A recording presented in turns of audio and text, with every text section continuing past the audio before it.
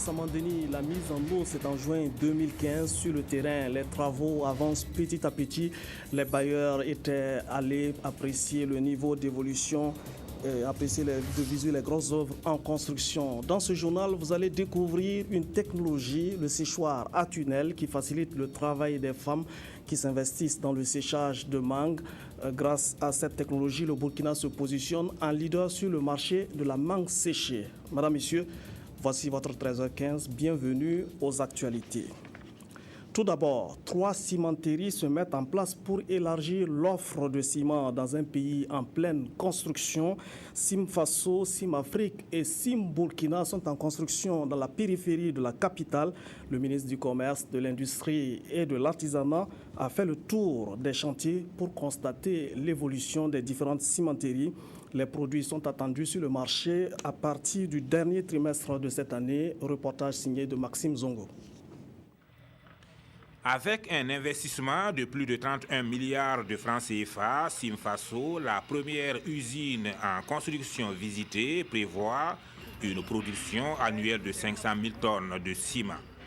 À ce jour, les difficultés sont aplanies et le chantier qui tourne en plein régime envisage de sortir son premier sac de ciment dans les tout prochains mois. Tout se passe bien sur le plan des employés, sur le plan de nos partenaires, sur le plan d'accompagnement du gouvernement. Vraiment, on n'a pas de problème majeur. La deuxième semaine d'octobre, je pense que vous pourrez voir les premiers sacs tomber de cette usine. Après Simfaso, c'est le groupe Sim Metal, toujours du même PDG Inoussa Kanazoué, qui a reçu la délégation. Une visite guidée a permis aux premiers responsables de l'industrie et du commerce d'apprécier la contribution de ce groupe à la consolidation du tissu industriel au Burkina. Le cap a été ensuite mis sur la cimenterie d'Afrique, une société marocaine qui ambitionne également produire 500 000 tonnes de ciment par an avec une possibilité d'extension. Actuellement, on avance par rapport au planning et on compte démarrer et avoir notre premier sac en septembre 2014, Inch'Allah. Un peu plus tôt, grâce aux intervenants qu'on a sur place ici et grâce aux meilleures conditions actuellement qui sont sur le chantier. À Sim Burkina, l'autre cimenterie basée à Polesgo dans la banlieue de la capitale, les travaux sont également au stade de finition. Là-bas, la production annuelle attendue est estimée à 650 000 tonnes. On espère pouvoir démarrer les premiers essais au courant du mois d'août. On espère pouvoir commencer à produire en septembre et avoir une commercialisation définitive début octobre. Venu constater de visu l'évolution de ces chantiers et encourager les promoteurs, Arthur Kafando et ses collaborateurs repartent rassurés au terme de leur visite. Ce matin, c'est vraiment avec joie que je constate le niveau d'évolution assez positif de ces unités industrielles. Je voudrais leur traduire les salutations de son Excellence Monsieur le Premier ministre. Et aujourd'hui aussi, c'est de nous assurer qu'il n'y a pas de difficultés que pourraient vivre ces investisseurs qui ont choisi le Burkina Faso pour sa stabilité, pour sa réforme au niveau du climat des affaires. Plusieurs centaines d'emplois permanents créés, de nombreuses opportunités générées et surtout une baisse du prix d'achat du ciment attendu, autant d'incidences qui réconfortent les autorités sur leur décision d'agréer ces conventions d'investissement. Les bailleurs de fonds, eux, étaient sur le chantier de Samandeni pour évaluer l'évolution de la construction du barrage. La livraison de l'ouvrage est prévue pour mai 2015 et tout porte à croire que les délais seront respectés. Les partenaires techniques et financiers se disent confiants et l'on entrevoit déjà des perspectives pour une mise en œuvre harmonieuse du programme. Sanoua Christine Koulibaly.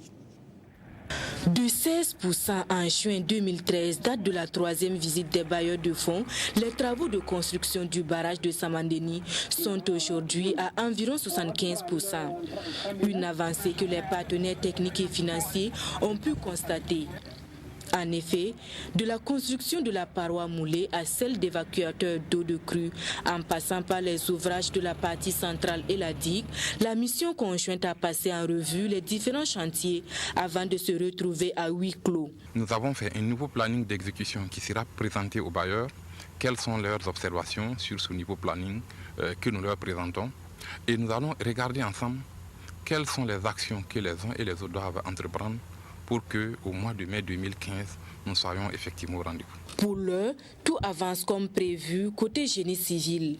Seul souci, la fabrication et la livraison des équipements électromécaniques. Comme vous le savez, ce sont des équipements qui sont très spéciaux, qui ont été construits en France avec des sociétés qui ont déjà l'expérience dans ce domaine.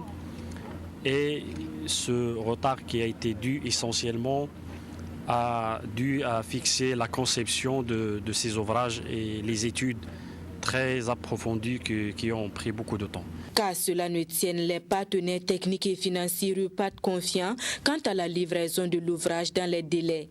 Et aujourd'hui, il y a un léger dérapage que je trouve acceptable parce que c'est ça, les intempéries, les inconvénients de la nature. Nous, je vous le dis d'une manière franche, c'est que nous sommes très satisfaits de l'avancement de ce projet.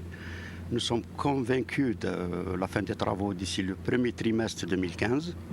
Et croyez-moi, vous aurez un bijou dans la zone et je vous félicite pour cette œuvre pour le Burkina Faso. Un ouvrage de plus d'1 milliard de mètres cubes d'eau doté d'une centrale et d'une ligne électrique qui devrait apporter une impulsion décisive au développement rural dans le grand ouest du Burkina Faso. Cela fait 39 ans que la CEDEAO a été créée. Le bilan de son action, on peut l'apprécier à plusieurs niveaux à travers notamment les résultats des instruments spécialisés mis en place par la communauté. Notamment, c'est le cas de l'Organisation ouest-africaine de la santé qui s'investit dans la coopération ouest-africaine en matière de santé. Le reportage de Kadouro Menki. C'est par l'hymne de la CEDEAO qu'a débuté la cérémonie commémorative de sa création. En effet, le 28 mai dernier, la CEDEAO soufflait sa 39e bougie. Environ 4 décennies donc à œuvrer pour l'intégration socio-économique de ses membres. Pour marquer son adhésion à cet idéal, l'Organisation ouest-africaine de la santé, OAS, s'engage dorénavant à commémorer la date de la création de la CEDEAO. Nous, au niveau de l'Organisation ouest-africaine, c'est la première fois qu'on a décidé de fêter ce 28 mai, qui est donc la date anniversaire, parce que nous sommes partie intégrante de la CEDEAO. Et donc quand il y a une fête qui marque la naissance de la CEDEAO, nous devrons donc se joindre à cette manifestation et montrer notre solidarité à notre organisation commune. La cérémonie a aussi été marquée par un exposé sur l'historique, la vision et le fonctionnement de la CEDEAO. Quelques-uns de ces résultats ont aussi été énumérés. Par exemple, dans le domaine de la libre circulation des biens, vous savez qu'aujourd'hui on peut circuler dans l'ensemble de l'espace CEDEAO sans visa, ce qui est une avancée importante de la circulation des biens et des personnes. En particulier au niveau de l'organisation ouest-africaine, il y a eu beaucoup d'acquis en termes d'harmonisation des politiques de santé, en termes d'intégration de certains programmes pour permettre au secteur de la santé donc de faire des bons qualitatifs dans le domaine de la gestion, par exemple, des épidémies de notre sous-région. Épidémie qui fait entre autres penser aux victimes de la fièvre Ebola en Guinée-Conakry. Un moment de silence a été observé pour ces victimes, ainsi que pour tous les travailleurs de la CEDEAO qui ne sont plus de ce monde. Le Burkina se positionne sur le marché international en leader dans la commercialisation de la mangue séchée. L'instrument de ce succès dans ce domaine, c'est une technologie introduite par le PAFASP. Il s'agit du séchoir à tunnel, introduite donc par le PAFASP, le programme d'appui aux filières agro-pastorales de la Banque mondiale. C'est un outil qui fait gagner beaucoup plus les femmes qui s'investissent dans le séchage de la mangue. Et c'est un reportage de Karim Sissé. Voici le séchoir tunnel. D'origine sud-africaine, cet instrument a fait son entrée au Faso en 2010, et ce, grâce au programme d'appui aux filières agro-silvopastorales PAFASP et à la Banque mondiale. Une nouvelle technologie introduite au pays des hommes intègres en vue d'améliorer la qualité marchande de la mangue séchée. Ce programme de tunnel est l'initiative, bien sûr, du PAFASP. Et comme vous connaissez le PAFASP qui est dans sa mission, la mangue est parmi sa vocation. Donc, vu notre difficulté avec Attesta, qui quand même ne donne pas de très beaux produits, Et très souvent, on a beaucoup de pertes. Donc, il y a eu des initiatives extérieures et le PAFASPE a accepté d'appuyer quelques entreprises au Burkina Faso, notamment le nôtre, pour faire un test pour une année. Le attestat, il faut le dire que c'est depuis les années, si je ne raconte pas de conneries, depuis les années 87 que le CAS a mis en place le système de séchage de mangue qu'on appelle les séchoirs attestats. C'est un séchoir qui est conçu artisanalement ici par nos artisans. Nous, quand on a commencé le séchage, c'est vrai que c'était qu'avec ça seulement qu'on avait comme outil. Alors, le matin, les femmes réceptionnaient la matière première. Il faut laver, il faut éplucher, il faut couper en tranches. Vous allez voir les différentes étapes de production dans la salle de production. Et puis après, au fil des années, il y a eu ensuite maintenant le tunnel qui est arrivé il y a de cela 3 ans. Avant l'avènement du séchoir tunnel, les opérateurs des mangues séchées utilisaient le séchoir attestat. Mais au fil du temps, le séchoir attestat a montré ses limites avec un marché international très exigeant. Au début, c'était avec l'attestat.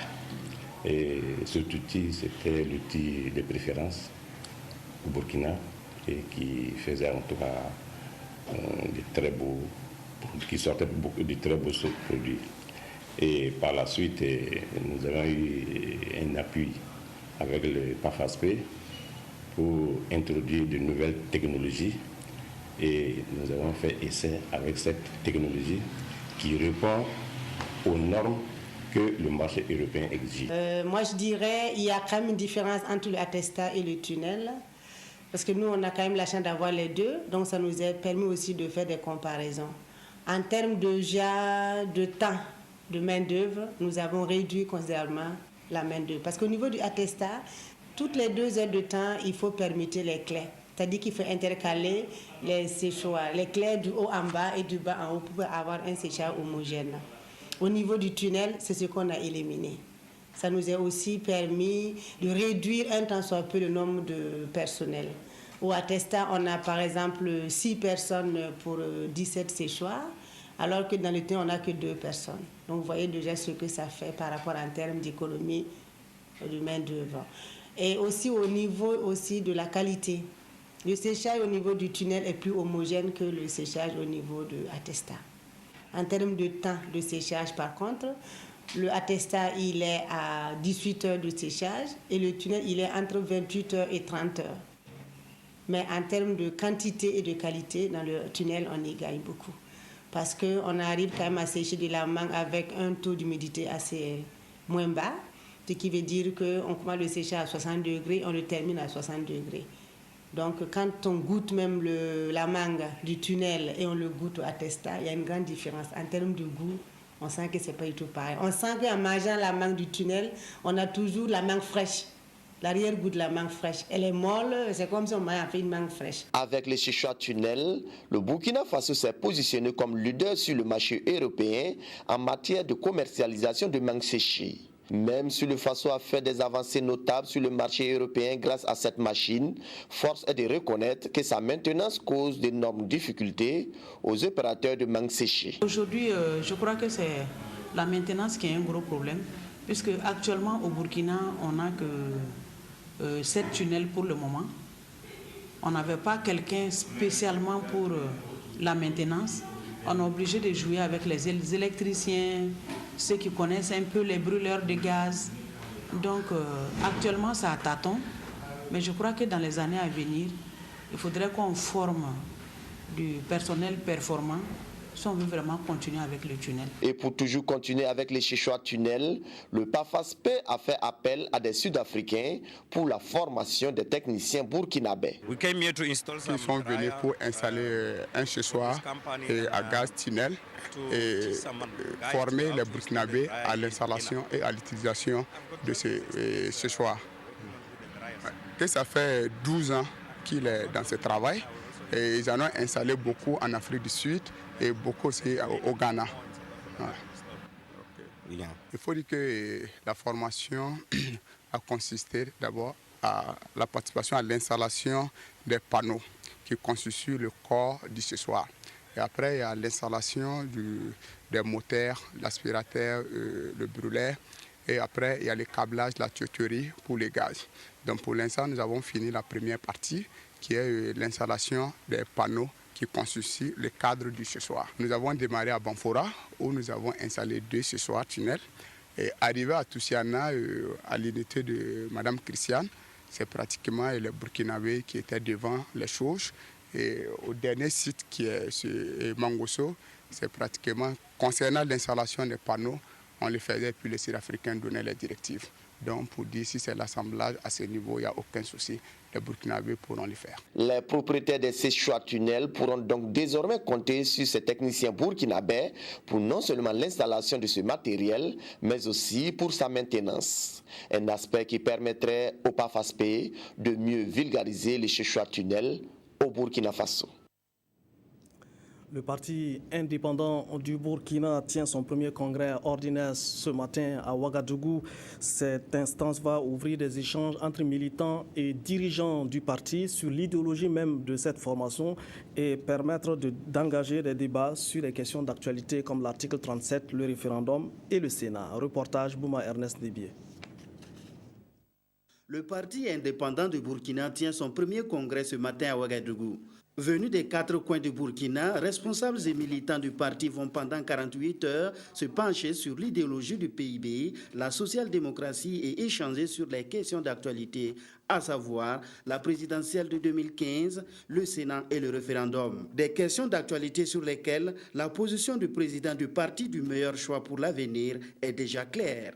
Je suis contre, n'est-ce pas, la modification de l'article 37, je l'ai toujours dit. Je ne suis pas comme certains qui étaient dans la majorité hier, qui clamaient contre nous au CCRP en disant nous sommes pour la modification et qui aujourd'hui, ce sont ceux qui sont au devant, qui clament être des vrais opposants et qui disent maintenant qu'ils sont contre. Moi, j'ai toujours été contre la modification, donc je reste constant. Nos positions sont connues. Alors, pour le référendum, j'ai dit clairement, nous sommes dans un pays où le peuple est souverain, article 32 de la Constitution. Donc, à partir du moment où le chef de l'État décide, article 49, de soumettre, n'est-ce pas, au référendum, nous irons faire campagne comme les Républicains et nous allons demander à ce que notre position soit quand même entendue en votant pour le non. C'est aussi clair que ça. Mais on ne peut pas dire en même temps qu'on veut une démocratie et vouloir refuser que le peuple, n'est-ce pas, souverain s'exprime sur une question d'importance. Sinon, ça devient quoi? C'est une monarchie alors. Ou bien on pense que c'est une élite qui va se choisir, qui va décider pour le reste du peuple. Alors que c'est le même peuple qui a été quand même déjà voté pour les élections législatives. Hein. Et dit que son appartenance au Front républicain ne change pas sa position par rapport aux principales questions politiques du moment, contrairement à ce que pensent certains. Le Front républicain n'est pas un parti politique, c'est un cadre de concertation. Moi, je suis au Front républicain, je suis membre de la coordination, je suis libre, je ne suis pas d'accord pour la modification, je fais campagne pour le non. Pourquoi vous pensez que nous sommes alignés seulement derrière le CDP? Mais vous croyez quoi? J'étais libre d'adhérer au CDP si je voulais. Mais j'ai choisi de créer mon parti, je suis indépendant, je dis ce que je pense ce que je dis. Nous sommes contre la modification parce que c'est une proposition non consensuelle au niveau du CCRP. Et nous avons dit maintenant, puisque le président a la possibilité de demander le référendum, nous ne pouvons pas l'interdire, c'est une prérogative, n'est-ce pas, présidentielle, nous irons et nous allons faire campagne pour le non. Cependant, Maxime Kaboré ne condamne pas les partis politiques de l'opposition qui contestent la tenue du référendum. Pour lui, étant opposant, c'est leur droit, mais cette contestation, a-t-il poursuivi, ne doit pas se faire dans la violence. Anniversaire du quotidien Sidoya et de l'AIB, un dîner gala a réuni les différentes générations de journalistes et techniciens qui ont marqué la vie de ces 2 organes de presse publics. Des partenaires et des confrères et consoeurs d'autres organes de presse étaient également présents, conviés donc à cette fête d'anniversaire riche en couleurs. C'est Sylvestre Da. Anciens et travailleurs actuels des éditions Sidoya, personnalités, partenaires et lecteurs de l'entreprise de presse ont effectué nombreux déplacements de la salle des banquets de Ouaga 2000 pour partager le cadeau d'anniversaire du 30e du quotidien Sidoya, couplé au 50e de l'AIB, l'agence d'information du Burkina. Ce fut un dîner gala au contenu très varié à l'image d'un journal. C'est le symbole de ce contenu assez varié que nous avons voulu ce soir pour tous ceux qui croient en nous, tous ceux qui nous font confiance, et également une façon d'interpeller l'ensemble des travailleurs des éditions Sidoya, de s'unir comme un seul homme pour qu'ensemble nous puissions travailler davantage à relever des défis. Côté prestations artistiques, une dizaine d'artistes nationaux et internationaux dans différents registres se sont succédés tout au long de la soirée. Du traditionnel, du coupé décalé, de la musique mandingue et tout cela dans une ambiance bon enfant.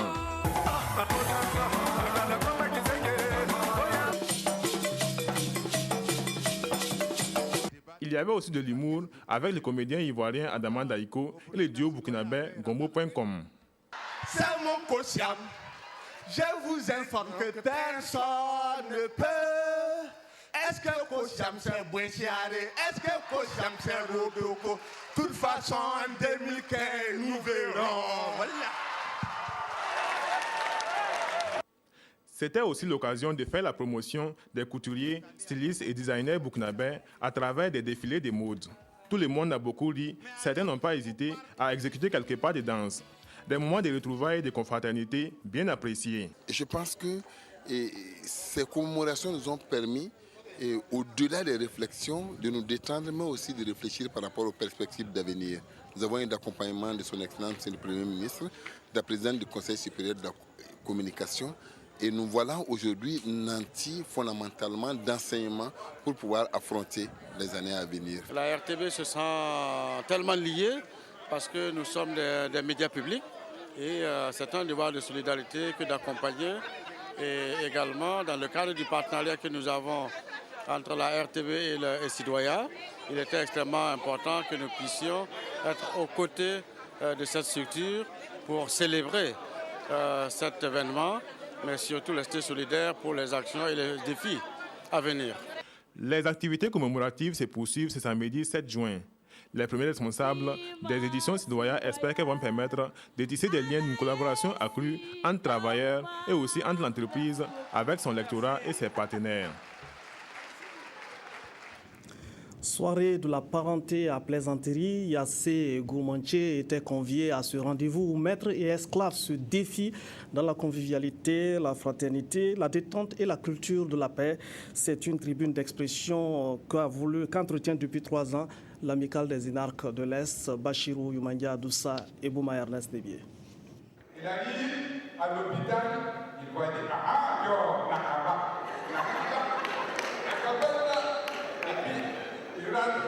Comme c'était pas même les visiteurs, dis non, mais sur les petits premiers visiteurs, on m'a dit que c'est sa poule ici. On m'a dit qu'au village, si je vois une grande poule là, qui est par un manga de poule.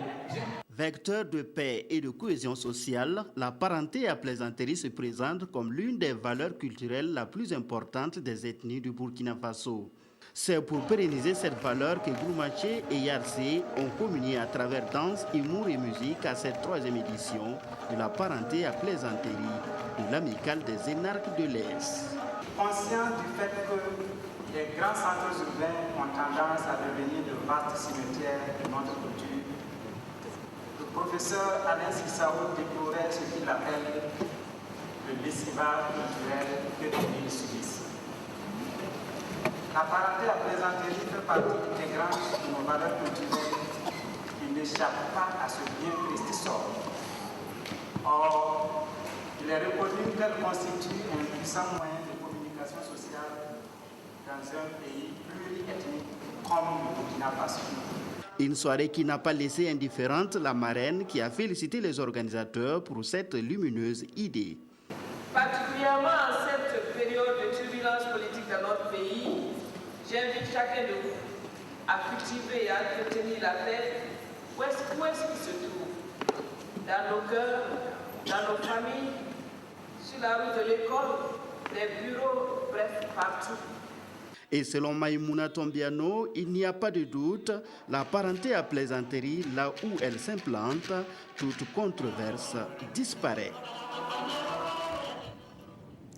Voilà, le reporter a sans doute oublié de mentionner qu'après la Plaisanterie, un émissaire de Nabakiba aurait donc reconnu la supériorité du Goulmou territoire. C'est la fin de cette édition. Merci de votre attention.